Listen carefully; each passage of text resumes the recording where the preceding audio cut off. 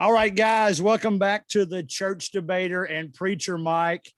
We've got finally some intelligent people on the show, is all I can say, Mike.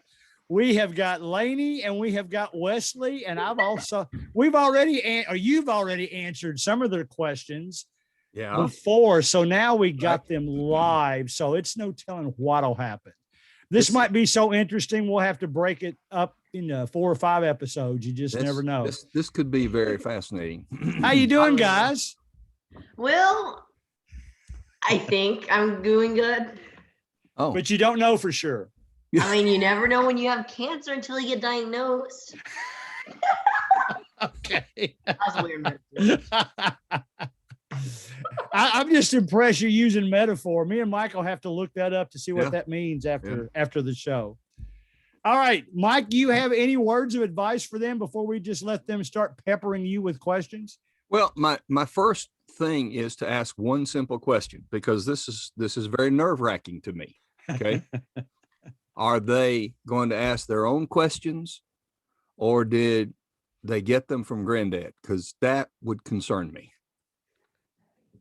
Oh, Pappy. Okay. Yeah, no, we didn't I've not been bribed. All right. Okay, we're good then. I can handle anything. If it doesn't come from Pappy, I'm fine. By the way, we invited all of the Mathis grandkids. There's about 150 of them, but the best 2 showed up, right, guys? The best 2 showed up.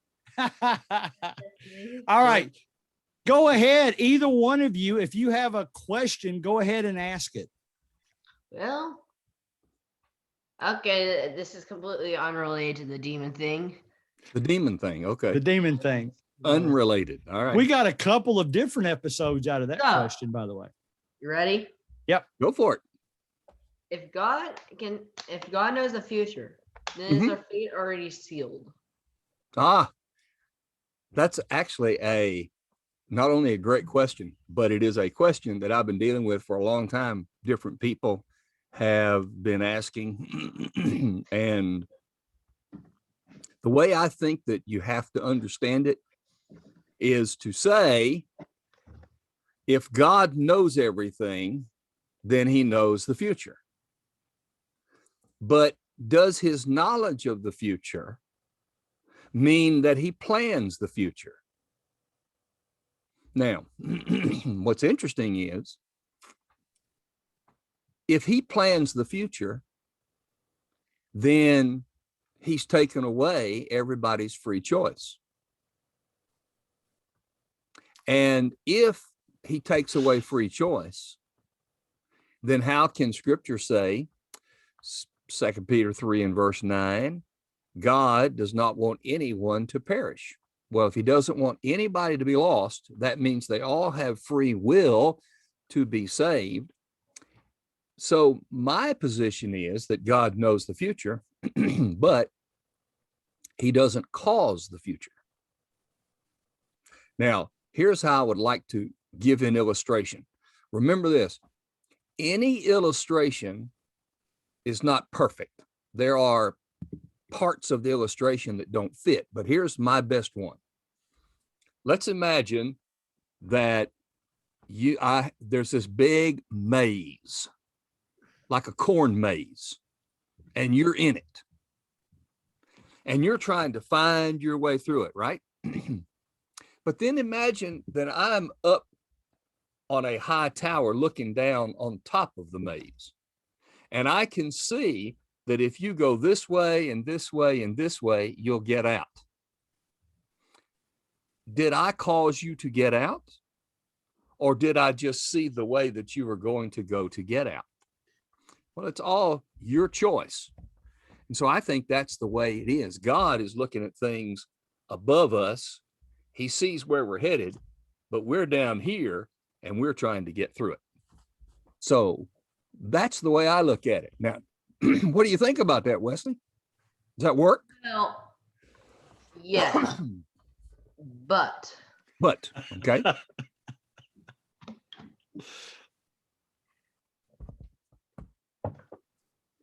Go.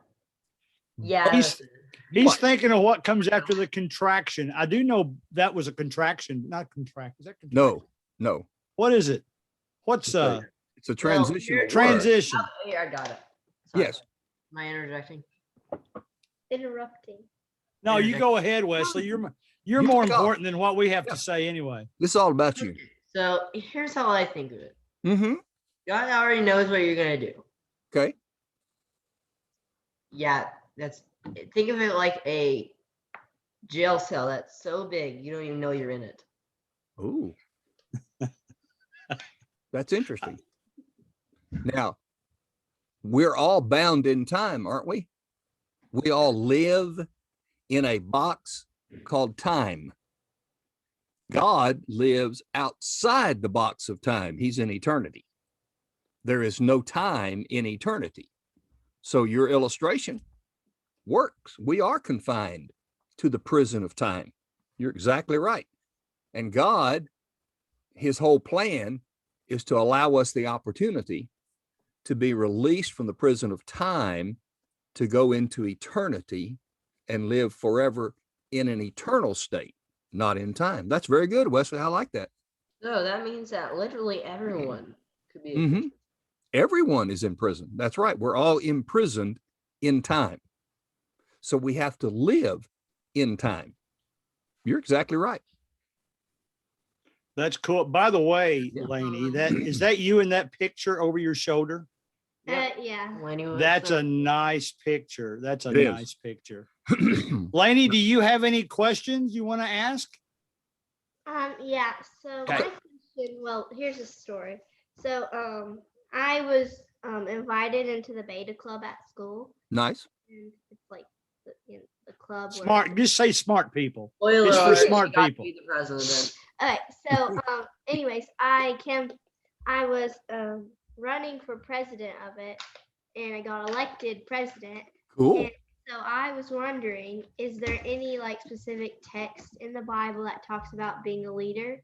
Ooh, nice. That's a good question. That's really good. I have to say, so far you have sort of because Wesley's was a really good question as well. I'm not going to rate them. Those are very good. Okay. When I would talk about leadership, it's not so much as a verse as it is various kinds of people. So for instance, I would think about David the king. Acts 13, I don't remember what verse, 23 or 4, says that he was a man after God's own heart. He was a king. What made him a great leader was that he had the heart of God. So I would say that you needed to, as a leader, have a good heart. A second one I would think of is Joshua. He led the people to take the promised land. And some of the last words he said in Joshua 24 and verse 15, he said, choose today who you are going to serve, whether the gods that your fathers served on the other side of the Jordan or the gods of the people in whose land we now live. But he said, as for me and my house, we will serve the Lord. A leader needs to be decisive. Make a decision, stick to it. So I would think a good heart who is decisive in making decisions that need to be made. And then third, I would say, be a leader who is willing to admit you can be wrong. I can't be right every single time, but I can try.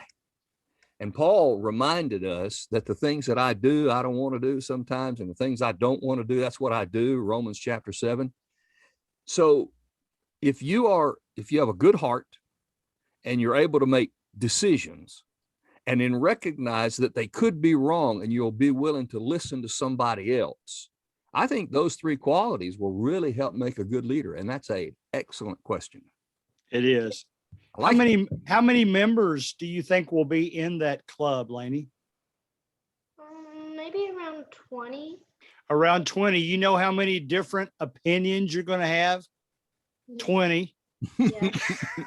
They're all going to be very political. Yeah. And you might have So- more than 20 because somebody might have more than one opinion. That's right. That's right. Try to talk themselves out of it. That's it. Hey, we know your personality well enough. You'll do fine. I have no doubt. Mhm. So congratulations to you. Thank you. Very good. Very good. Now, do you all have any more questions for Mike? Because once you stop do. asking him questions, he'll start asking you questions. I have some questions. Yeah, Flo had a question. Are you gonna All right. I squeezed one out of him. You squeezed one out of him? Yes. Okay. Who'd you squeeze Winter. it out of? Go ahead, guys. But why did God make the seasons? He made the what? The seasons. Well, now that's fascinating. You've got some kind of brain up there, Wesley. I will have to Oh say. no, that was Bowen's question. Okay. All right. All right. Yes, it was a 3-year-old question. No. That means Bowen's really smart because here's the deal. Will this surprise you if I say to you that in the original creation, he didn't create seasons? Yeah, I think I heard that. So here's the deal. Genesis chapter 9, when Noah came off the ark, first 3 verses, God said, now from this day forward, there will be hot and cold, winter, summer. But there wasn't before because there was no winter time. At least there was no cold in the original creation. God intended for the whole planet to be warm all the time so we could live in a paradise. He never intended for there to be cold and ice and snow. That came because of the flood on the earth that took away the canopy of water that out in the atmosphere was surrounding the globe, and it kept out all of the harmful rays of the sun, ultraviolet rays. And number 2, when the sun's heat hit that water, it spread it out over the globe so that every part of the globe was warm. Huh. Well, ozone is literally just O3, so and water contains oxygen, so That's right. so that probably would work.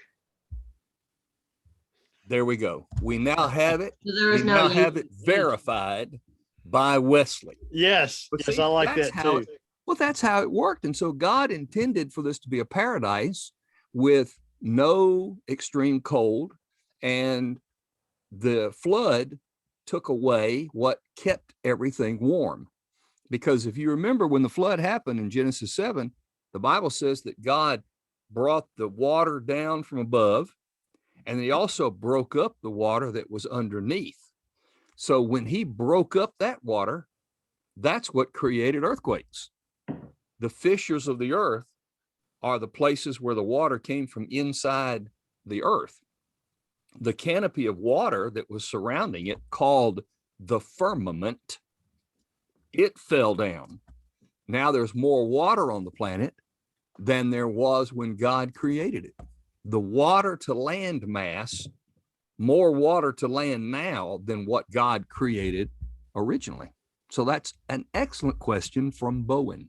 I think the Good seasons deal. are a testimony that God is still in charge, but number 2, that we have to live through things because sin came into the world. We have to live through things that we wouldn't have had to live through otherwise. Good deal. How about I ask you guys a question? I got Ooh. a question for you. Ready? What Yeah. is, I'm going to start with Lainey. You ready, Lainey? Here we go.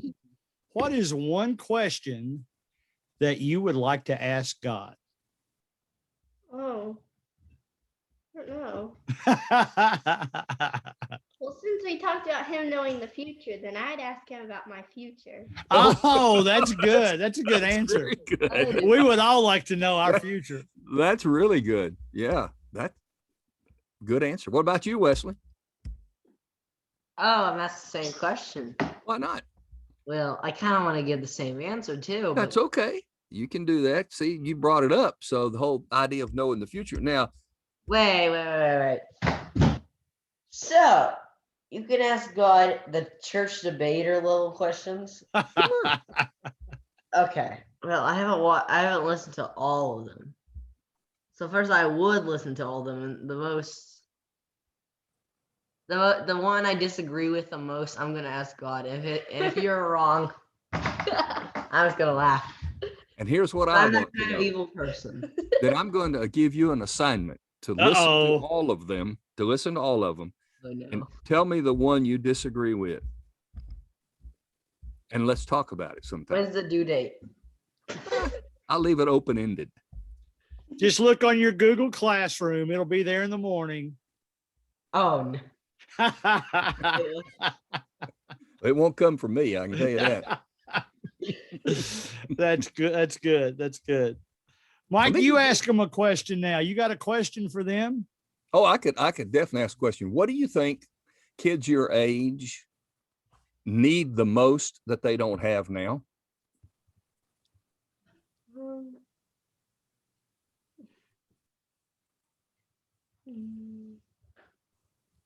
What's Less most imitation bad words? well? Say that again. Less imitation bad words. Oh, I would say more. I don't know. It's a hard question. You know. we have everything. You know, kids today have so much more than kids in past, and yet it seems like they need more than kids in the past because they spend so much time in things related to social media and computers. They don't get out of the house and experience life. Mm-hmm. I think kids need to be involved in life, which is why I appreciate the fact that you guys get out and do what you do, horses and all. Right. That's the same thing I was going to say. Yeah, I think it's great. And the farm and all that kind of work out there, that's really, really good. So I think kids your age need more of that kind of stuff in their lives. And now let me ask you this one. 2 questions. One, just so I know, mom and dad standing there? Well, mom's over there. Okay. Fine enough. Okay. So here's the deal. Here's my question. I want to know, tell me 2 or 3 things that your family, your mom, dad, or the rest of the family, what are the 2 or 3 really good things that they have put into your life? Well, The whole family. My wife Pressure's on. I mean, my life actually wouldn't exist without me. That is true. But after you're here, what good things, because tonight we talked about implanting or imprinting Jesus through parents, helping you to see Jesus. How have your parents, your grandparents, your cousins, how does your family help you to be what Jesus wants you to be? Let's phrase it that way based on the sermon tonight. What kind of things do they do to help you do that? Well, I'm not sure if this one's like exactly what you're trying to say, but I have this house on the farm and I get to have horses and stuff like that. And hey, they're teaching you responsibility. God has given us we get to be very thankful. You get to what? God has gifted us highly. He said we're very thankful. Yeah. But and so they're teaching you responsibility. Oh, That's a good thing. You got to be a responsible person. Okay. What else does your family do to help you be what Jesus wants you to be?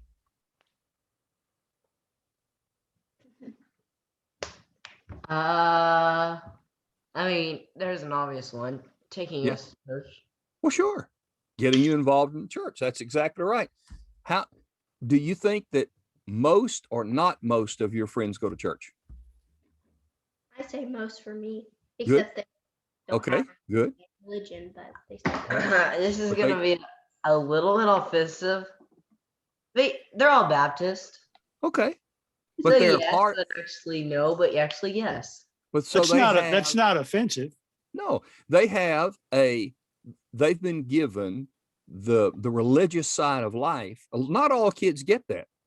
Not all kids get involved in that kind of thing in life. And I think that's very important. So yes, they have taught you that. That's very good. Okay. Well, very good. I'm glad to hear that. That's good stuff. Hey, we've got about 5 minutes. Let me ask them 2 questions, one silly that we'll save for the end, Okay. and then one that'll put some pressure on them. You ready? Oh boy, here we go. All right, here we go. I Yeah. want you to tell me your 2 favorite things about yourself. Huh. It would have been a whole lot harder had they been required to tell 2 favorite things about the other one. Oh no, that'd be even harder. That's what I'm saying. That's just me. You I don't like have Mr. to Greg's you don't question. have to worry about being humble. Tell me the 2 best things about yourself. You go. We'll call it your 2 greatest strengths. Oh. What's your 2 greatest strengths? Because that's a good way of phrasing it, I think. Well, I'm very adventurous, I guess. That's a good strength. That is I a like good it. strength. You got another one? And literal strength. I mean, I'm pretty athletic. Not really. Okay, athletic and adventurous. Don't try me. Don't try me. I'm gonna fail. Oh, no, that's okay. Athletic and You're not- adventurous. Those are 2 very good strengths. What about Lainey? I'd say I'm very active, Okay. and I don't know. Some people would consider this like not as good, but I'm kind of against like social media and people I having, don't know. having that's half phones in social. kindergarten and stuff like that. Nice. I got a tablet, and that's Hey. all I needed. I understand. No Now, phones, just a tablet. hey, Greg, what do you think about this? How about we give one thing that we think is their greatest strength, us looking at them? So for instance, I think Wesley, what I like about Wesley is he is very intelligent. He reads a lot. And I love people don't read much anymore. You know that? They really don't. So I appreciate That's that. weird. Lainey is sweet. Anybody that knows Lainey knows she's sweet. I'm not sure about that. I know what it is. Brothers don't count. That's a whole right. That different doesn't story. count. That's exactly right. But that's true of every family. I will say this. You all know that I'm a substitute teacher. Your mom will tell you I'm the best substitute she ever had in her class. But I actually think that as a substitute teacher, it is more important for me to build relationships with the students than it is to teach the material. What do you all think about that? I think that.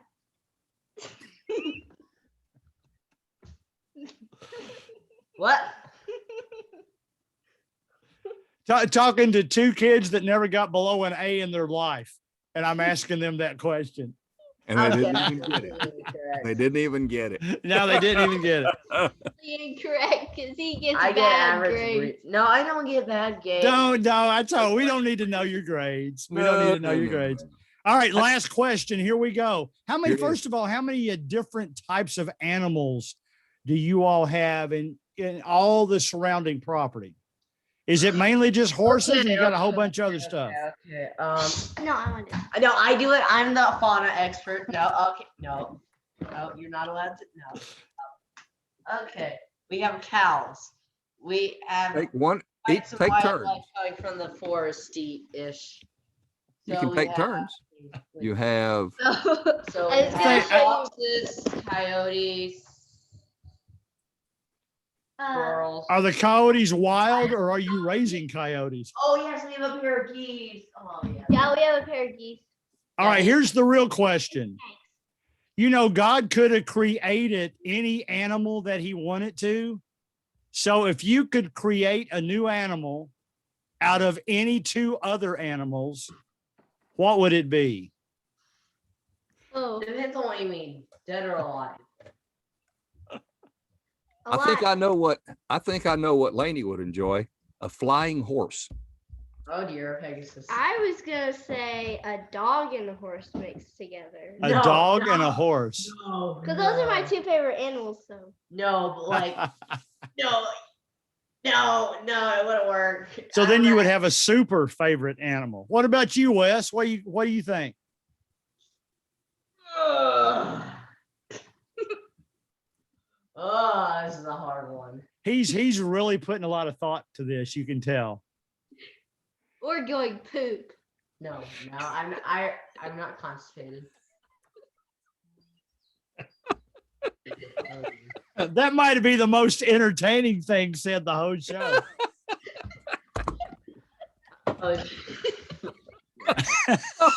Oh, Oh, me. You know, there's a television program that talks about kids say the craziest thing. Oh yeah. Now you're really showing your age.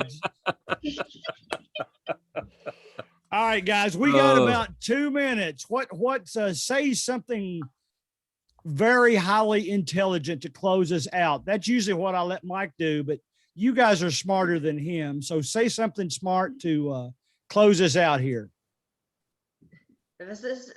A system is corrupted whenever it doesn't appeal to its people.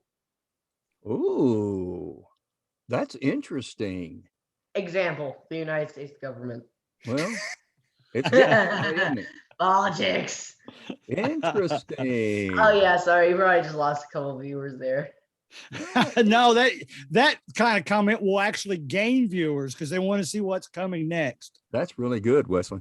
And mine is don't worry about a speck in someone's eye when you have a plank in your own. Oh, Nice. that is so Right. good. Nice. And she That put is a very Bible well said. spin on it. I love Right, it. right. Yeah, we found different versions of that verse actually. Yeah. And that's very yeah, good. The main one is the log, not the plank. Yeah. That is I a love very good life strategy. I love it. Absolutely. Always don't, before you start pointing fingers at others, Right. point it back at yourself. That's exactly Good right. job, guys. Good Well done. job. Well done. We'll Like have to have you on here. Make sure the rest of the cousins know that you all are now officially the most important one of the bunch, right? The most important 2 kids of the bunch. So make sure they know that. He's got his hand up. Close this out, Wesley, and we'll all go home. How's that? Okay, first of all, wow, Mike, you have a lot of books. What do they do? Okay, also say bye, Mike. Bye, Mike. All right, guys, here we go. That's been the church debater and preacher Mike. But more importantly, Lainey and Wesley were in the house. We're thankful for that. That's right. I think our future is in good hands, don't you? There you They're go. already leaders, so Yep. they've That's right. already got a head start. So, That is guys, we will see you next week on the church debater and preacher Mike. Everybody say goodbye. Bye. Bye, Mike. Bye.